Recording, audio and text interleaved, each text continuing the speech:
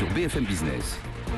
À la présent et comme promis, on va évoquer votre épargne salariale. Si ce n'est déjà fait, vous allez bientôt recevoir votre participation, votre entreprise a jusqu'au 30 avril pour vous la verser. On en parle avec Bruno Léride. Bonjour. Bonjour. Vous êtes responsable du secteur entreprise à l'UFF. Tous ceux qui ont une épargne salariale vont devoir faire des choix dans les prochains jours, choisir où placer l'argent qu'ils vont recevoir. Première date à retenir, c'est donc le 30 avril.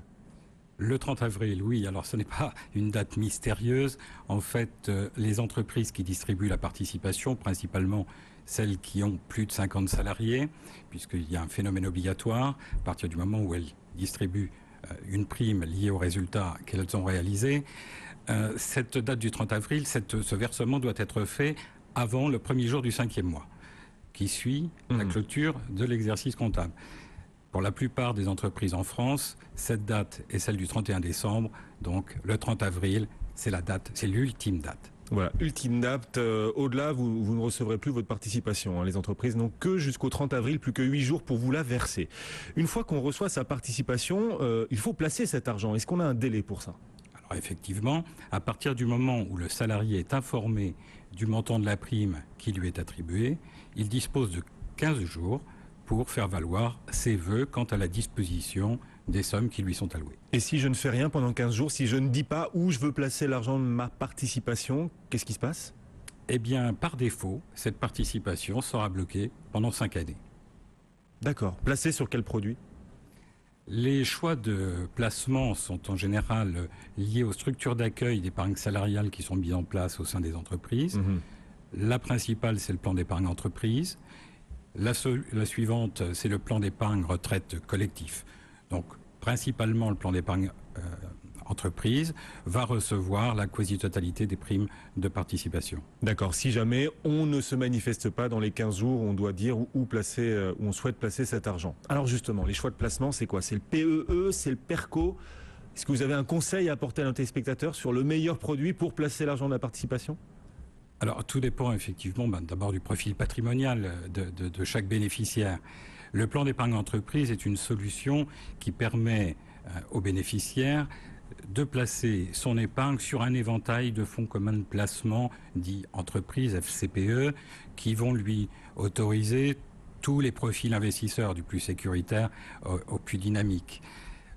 À partir du moment où il investit ses sommes sur le PE, celles-ci sont bloquées pendant 5 années. D'accord. La contrepartie de ce blocage, c'est une exonération, bien évidemment, des charges sociales, mais surtout de l'impôt sur le revenu. Au bout de 5 ans ?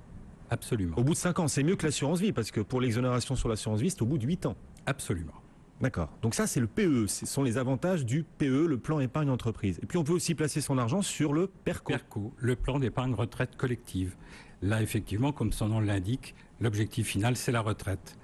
Et en contrepartie des mêmes avantages, exonération de charges sociales, salariales et de l'impôt sur le revenu, vous pourrez porter ces sommes jusqu'à la date de départ à la retraite. Bon, un petit conseil quand même entre PE et PERCO. Vous, Bruno Léride, vous recommandez quoi ? Eh bien, si l'on en croit, et on n'a pas de raison d'en douter, les difficultés qui se présentent pour chacun de nous en matière de retraite, on peut considérer que le PERCO est une excellente solution. Une excellente solution parce qu'elle a de plus une originalité qui consiste à autoriser le bénéficiaire au moment de son départ à la retraite entre je traduis mon capital en rente ou je prends le capital dans sa totalité, voire j'organise un mixte avec le partenaire gestionnaire de l'épargne salariale. Donc c'est le seul produit en France qui permette de partir à la retraite avec son capital. Alors vous venez de nous donner quelques solutions, quelques placements sur lesquels on peut justement miser et placer l'argent de la participation. Si on décide de débloquer cette somme et de l'utiliser, je sais pas, pour acheter un frigo, une voiture, voilà, qu'est-ce qui se passe ? Est-ce qu'on a le droit de le faire ? Et si oui, est-ce qu'on a une exposition à l'impôt peut-être plus importante ? Vous avez donné la réponse dans votre question. Effectivement, à partir du moment où vous faites valoir votre droit, car c'est un droit à la disponibilité de la participation qui sera versée cette année, eh bien, vous avez toujours l'exonération de charges sociales salariales, bien évidemment, mais vous serez amené à déclarer cette prime de participation dans vos revenus. Oui. Simplement, le gouvernement, lui, nous a promis il y a quelques jours, François Hollande nous a promis qu'on pourrait bientôt débloquer les sommes qu'on va percevoir de la participation, les débloquer sans exposition à l'impôt. Oui, alors tout à fait.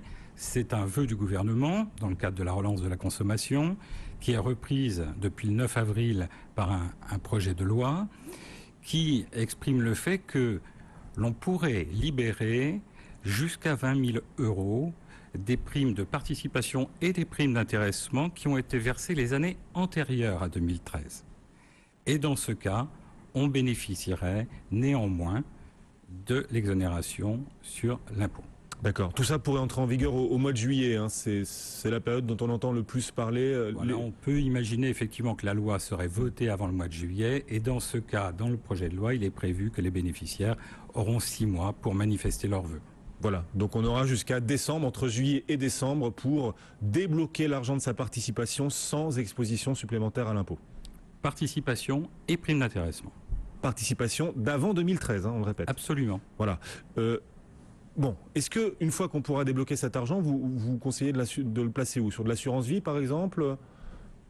Là encore, tout dépend du profil patrimonial. Mais l'assurance vie est une solution. L'immobilier que nous évoquions tout à l'heure avec les réserves qui étaient faites en est aussi une excellente, surtout si on a des préoccupations en termes de retraite. On vient d'évoquer la participation. L'intéressement, on va le percevoir quand?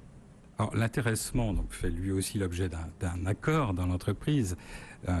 Il est versé effectivement dans les mêmes conditions à la fin de l'exercice comptable.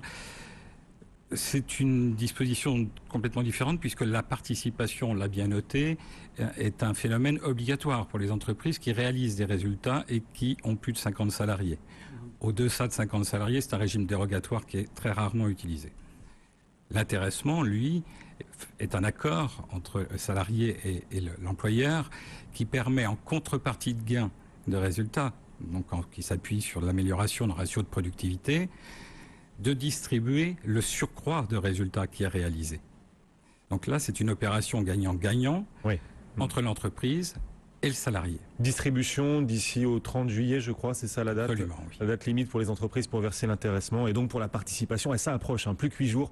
30 avril, date limite pour vous permettre de percevoir votre argent, l'argent de la participation. Merci beaucoup. Bruno Lérite de l'UFF. On se retrouvera bientôt, bien sûr, pour évoquer d'autres dossiers. À très bientôt. Merci beaucoup. Le CAC 40 qui est actuellement en hausse de 0,43.